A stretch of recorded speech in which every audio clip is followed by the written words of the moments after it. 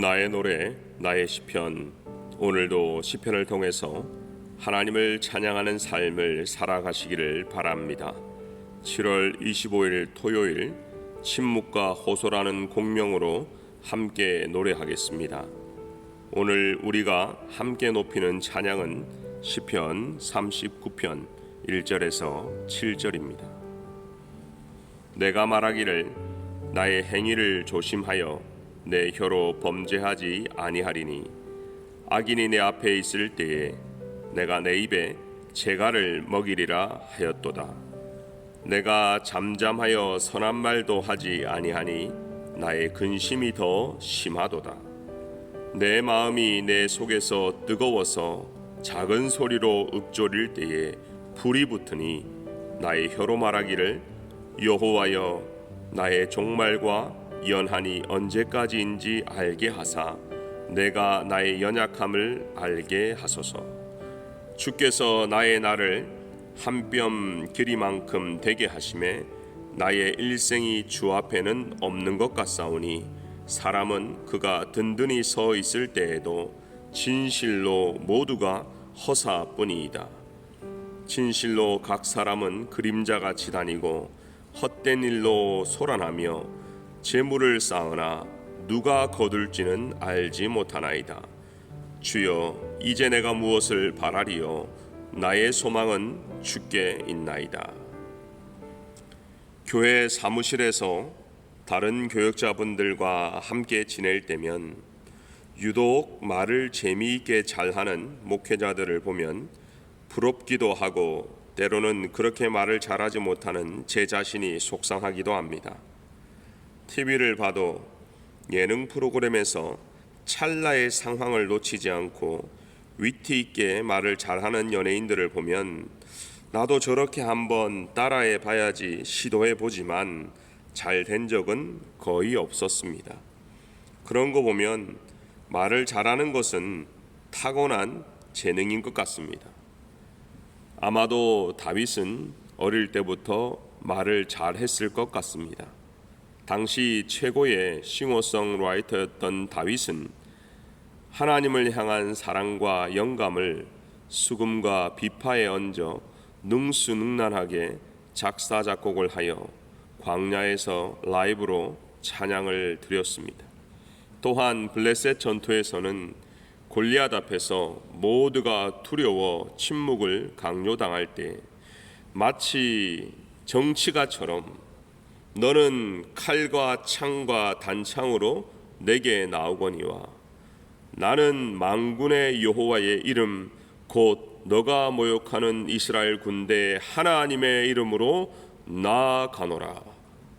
만약 다윗이 선거에 출마했다면 바로 당선이 되었을 명연설입니다. 그런데 오늘 1절에 더 이상 말을 하지 않겠다고 선언하고 있습니다. 내가 내 입에 재갈을 먹이리라 하였도다. 쉬운 성경으로 자세히 읽어보면 1절의 고백은 이러합니다. 내가 속으로 다짐합니다. 나의 길을 내가 지켜서 내 혀로는 죄를 짓지 말아야지. 악한 자가 내 앞에 있는 동안에는 나의 입에 재갈을 물려야지. 오늘 다윗이 입을 닫은 이유는 무엇으로부터 누구로부터 자신을 지키기 위해서입니다. 첫 번째는 죄로부터요, 두 번째는 악한 자로부터입니다. 유명한 저널리스트이자 작가인 말콤 그래드웰은 그가 쓴 책마다 놀라운 판매량을 나타내고 베스트셀러가 되었습니다. 그래서 타임즈가 선정한 가장 영향력 있는 100인 안에도 들었던 그가 2013년 우리에게 매우 친숙한 책을 저술합니다. 책 제목은 다윗과 골리앗입니다. 이 책에서 말콤은 다윗을 통해 약자가 강자를 이기는 기술을 발견할 수 있다고 소개하고 있습니다. 작은 다윗이 큰 골리앗을 이겼듯이 원거리 싸움에서 자기의 작은 몸이 도리어 강점이 되었고 반대로 상대방의 큰 몸을 약점으로 만들어 이를 통해 평범한 물맷돌로 강자 골리앗을 이길 수 있었다는 내용입니다. 그럴듯한 해석이지만 아쉽게도 이런 관점은 세상의 논리로 설명하는 것뿐 하나님 앞에서의 다윗의 자세를 전혀 보지 못한 것입니다. 오늘 시편은 다윗이 하나님 앞에서 성공한 이유를 자신이 함부로 입을 열지 않았기 때문이라고 말합니다. 누구보다 말을 잘하고, 누구보다 노래를 잘하고, 누구보다 싸움을 잘했지만 그는 사람 앞에서 침묵하고 대응하지 않기로 마음먹었습니다. 여러분, 이런 경험이 있으신지요? 평소에 함께 지내기는 하지만 가까이 하고 싶은 분은 아닌데 그날따라 나에게 함부로 이야기하고 한마디도 지지 않고 실실 웃으며 비꼬듯 말하는 그 사람 앞에서 말싸움 한번 못하고 속만 끙끙 앓고 집에 와서 가슴을 치며 야, 그때 차라리 이렇게 이야기할 걸, 이렇게 후회하신 적이 있는지요? 아마도 다윗이 그런 상황인 것 같습니다. 본인도 받아치고 싶지만 꾹 참고 사람과의 관계 앞에서 하나님과의 관계를 먼저 생각했습니다. 다윗은 최고의 가치 우선순위를 거룩한 입술에 두었습니다. 가볍게 행동하지 않고 입으로 하나님 앞에서 죄를 범치 않고 사람 앞에서 실수하지 않기 위해서 침묵하기로 작정한 것입니다. 우리의 반응은 어떠한지요? 우리의 입술은 어떠한지요? 사실 말 한마디로 천냥빚을 갚을 수도 있지만 반대로 필요치 않는 말을 하거나 상황에 맞지 않는 말을 하거나 아니면 말로 복수하기 위해서 어려움을 당하는 경우가 더 많이 있는 것이 사실입니다. 온전한 성도, 성숙한 성도는 불같은 혀의 재갈을 물림으로 그것을 잘 조절하는 것입니다. 야고보서 3장 2절을 보면 우리가 다 실수가 많으니 만일 말에 실수가 없는 자라면 곧 온전한 사람이라 능히 온 몸도 굴레를 씌우리라. 필요치 않는 말을 삼가는 것이 신앙생활입니다. 내가 입으로 다 해결할 수도 없고 입을 연다고 해결되지도 않는 것을 깨닫는 것이죠. 하지만 이렇게 혀에 재갈을 물리는 것이 실제로는 너무나 어렵습니다. 2절을 보면 내가 잠잠하여 선한 말도 하지 아니하니 나의 근심이 더 심하도다.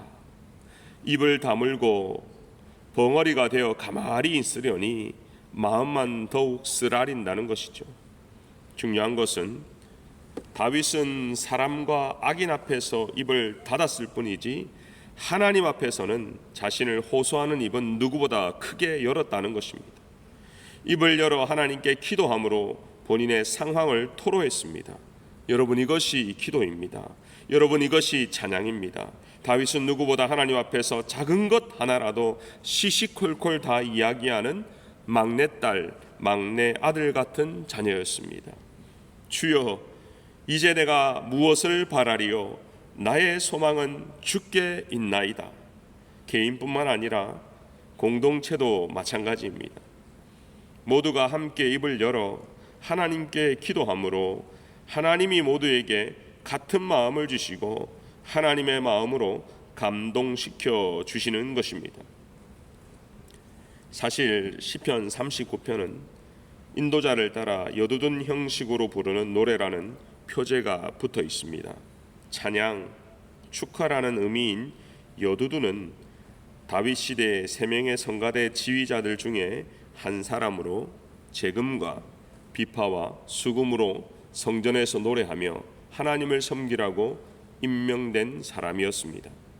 다윗이 허망했던 지난날을 뼈저리게 통감하며 자신의 삶을 하나님 앞에서 겸손히 올려드리는 순간을 여두둔이 연주하기에 가장 적합한 사람이었던 것으로 보입니다. 오늘 우리도 우리의 찬양을 하나님께 올려드립시다. 각자의 모습대로, 각자의 스타일대로 다 좋습니다. 나의 소망은 오직 주께 있나이다. 찬송가 365장 여러분 잘 아시죠? 마음속에 근심 있는 사람, 눈물 나며 깊은 한숨 쉴 때, 괴로움과 두려움 있을 때에 죽음 앞에 겁을 내는 자여 주 예수 앞에 다 아뢰어라. 무엇이나 근심하지 말고 다 아뢰어라.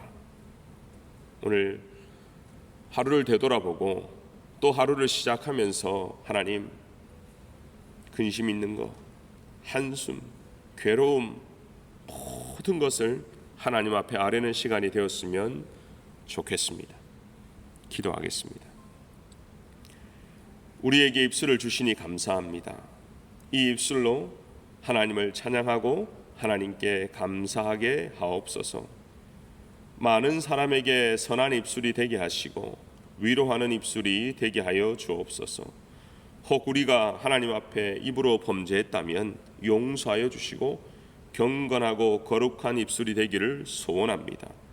특히 오늘은 모든 성도들이 주님이 주신 입술로 서로의 안부를 먼저 묻고 서로 기도해 주는 입술이 되기를 소원하오니 우리의 입술에 파수꾼을 세워주시고 우리의 입술이 성령의 충만함을 더하여 주셔서 하나님께 영광이 되고 많은 사람에게 선한 영향력이 되게 하여 주옵소서. 감사하며 예수님의 이름으로 기도드립니다. 아멘.